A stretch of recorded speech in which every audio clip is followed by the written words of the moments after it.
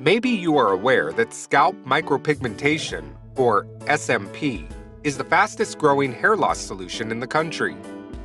Maybe you know it's non-invasive, quick, easy, and affordable. But maybe you still have some concerns.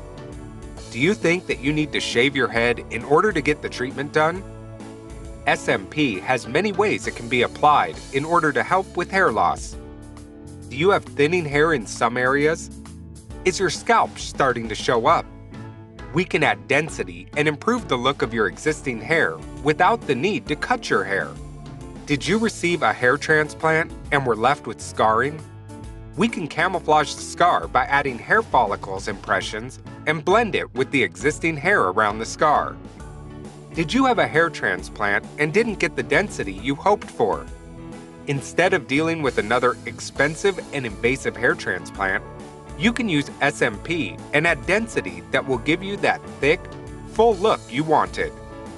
Do you have alopecia areata? SMP is the only treatment that will immediately show results, whether it's only some patches or even a full scalp treatment.